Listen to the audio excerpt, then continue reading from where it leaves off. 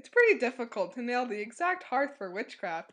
The word magic itself can be traced back to the Greek word magia, which can be traced back even farther to an ancient Near Eastern language. The word witch comes from the Old English word wicca, meaning sorcerer.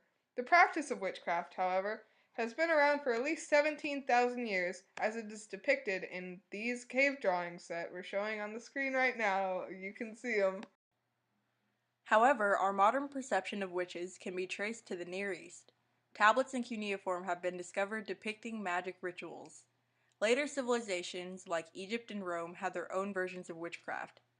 Egypt used the term Heka for the practice of magic, and it was very popular. Rome was special for having amulets inscribed with magical text. During the 300s, when Christianity became widespread throughout Europe, people began to associate witches with the devil. Verses in the Bible condemns witches, but does not establish a direct link with the devil, like in Exodus 22:18, which says, Thou shalt not suffer a witch to live. However, powerful Christian figures solidified this idea, as when St. Augustine wrote in the book On Christian Doctrine. All superstitious arts of this sort are, for whether foolish or harmful, constituted through certain pestiferous association of humans and demons, as if by a pact of faithless and deceitful friendship, must be utterly repudiated and shunned by a Christian.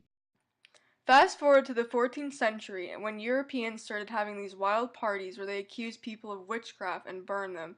It was pretty lit. These friendly get-togethers are known as witch hunts.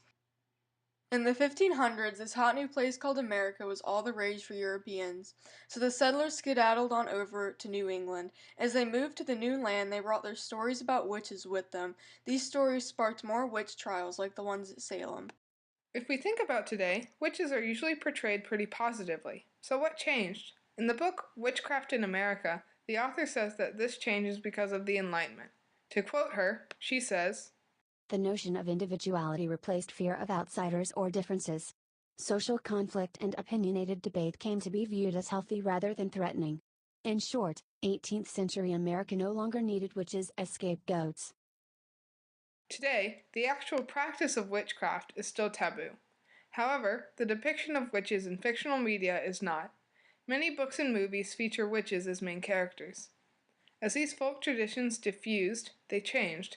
In our modern Halloween celebrations, witches are not feared anymore and have become a staple costume of the holiday.